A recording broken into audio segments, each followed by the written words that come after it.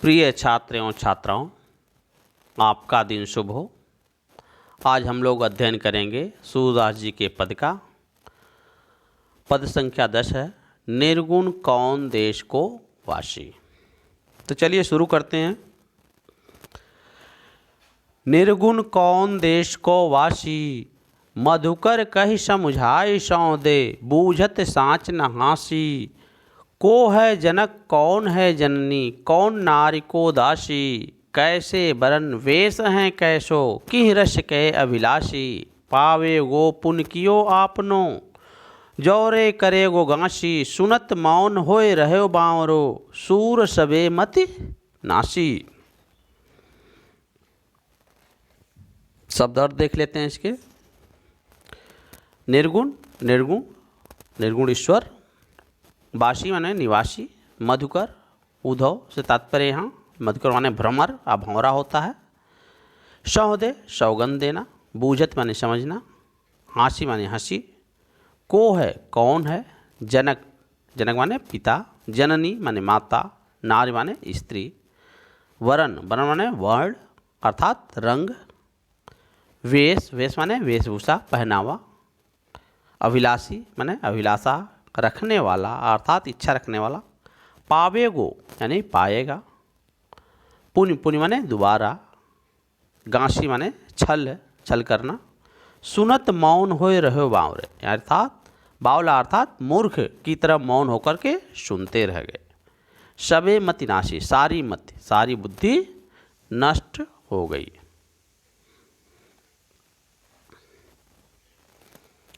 गोपिकाएं उद्धव से पूछती हैं कि हे उद्धव, हम तुम्हारे निर्गुण ब्रह्म अर्थात निर्गुण ईश्वर को जानना चाह रहे हैं, उसके बारे में सही सही हमें बताओ। और वो उनसे पूछती हैं कि तुम्हारा जो निर्गुण है, निर्गुण कौन देश को वासी। तुम्हारा जो निर्गुण है जिसके बारे में उपदेश दे रहे हो, वह किस देश का निवासी है, किस देश का रहने वाला है। मधुकर कही समझाए सौंदे। हे मधुकर या हे उद्धव, तुम्हें सौगंध है, हमें उसके बारे में समझा करके कह दें, बता दें। बूझत साँच न हासी। बूझत माने हम समझना चाहते हैं, साँच में सच्ची में, सच में उसे निर्गुण को सच में समझना चाहते हैं। न हासी, ये हंसी मजाक हंसी ठिठोली नहीं कर रहे। गोपिकाएं उद्धव से कहती हैं कि हम सच में उन्हें तुम्हारे निर्गुण उपदेश को जानना चाहते हैं, हंसी ठिठोली नहीं कर रहे हैं। को है जनक कौन है जननी, और तुम्हारे उस निर्गुण का जनक अर्थात पिता कौन है जननी, और उसकी माता कौन है। कौन नारी को दासी, और उस निर्गुण का की नारी अर्थात स्त्री कौन है, और कौन उसकी दासी है, सेविका है। कैसे वरन वेश है कैसो, और उसका जो वर्ण है, रंग है, वह कैसा है, और वेश है कैसो, और उसकी वेशभूषा पहनावा रहन सहन कैसा है। किस रस के अभिलाषी, और वह किस रस का अभिलाषी है, किस रस को इच्छा रखने वाला है। पावे गो पुन कियो आपनो, जोरे करे गो गांसी। आगे गोपिकाएं कहती हैं कि हे उद्धव, जोरे करे गो गांसी, जो हमसे छल कपट करोगे, सही सही नहीं बताओगे, तो पाओगे पुन कियो आपने, अपना किया तुम खुद ही पाओगे। सुनत मौन होए रहे बावरो, और ये सारी बातें गोपिकाओं के ऐसे प्रश्न सुन करके उद्धव जो हैं बावरे के समान मूर्ख की भांति मौन होकर के सुनते रह गए। सूर सबे मति नासी। सूरदास जी कहते हैं कि वह ग्रामीण या गांव की अनपढ़ गोपियों की बातें, ऐसे प्रश्न सुन करके जो बुद्धिमान उद्धव थे, उनके सारी बुद्धि जो है, उनकी सारी बुद्धि का नाश हो गया। वह उनके उत्तर नहीं दे पाए, उत्तर देने में समर्थ नहीं हुए।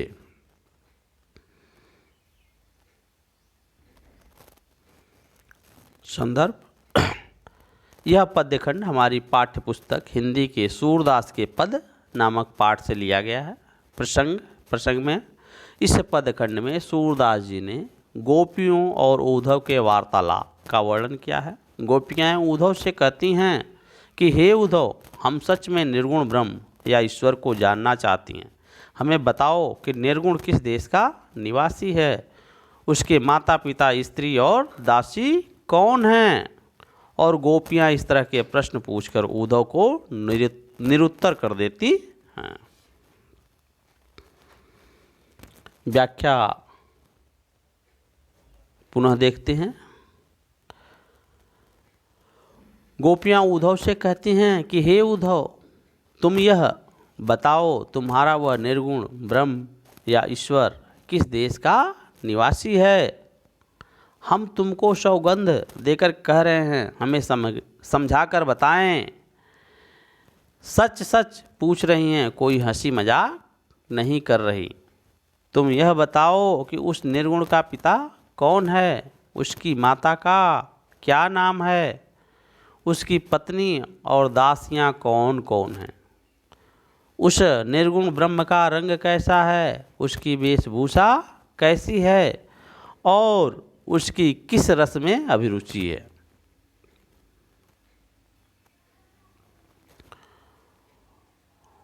गोपियाँ उद्धव से कहती हैं कि हमें सभी बातों का ठीक ठीक उत्तर बता देना। यदि सही बात बताने में जरा भी छलकपट करोगे तो अपने किए का फल अवश्य ही पाओगे।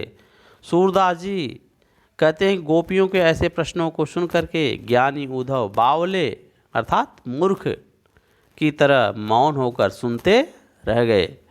उनके पास कोई उत्तर नहीं था। उनकी सारी बुद्धि अर्थात ज्ञान अनपढ़ गोपियों के सामने नष्ट हो गया।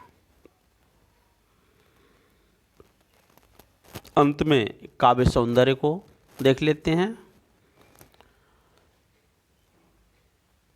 पहला है भाषा। भाषा ब्रज भाषा है जो मधुर और सरस है। शैली मुक्तक है। रस वियोग श्रृंगार है। छंद गेयपद है। गुण माधुर्य है। अलंकार में समझाए सहोदय और पावे गो पुण्य में अनुप्रास अलंकार है। और विशेष चीज़ इसमें है कि सगुणों उपासक सूर ने गोपियों के माध्यम से निर्गुण ब्रह्म का उपहास पूर्वक खंडन कराया है। धन्यवाद।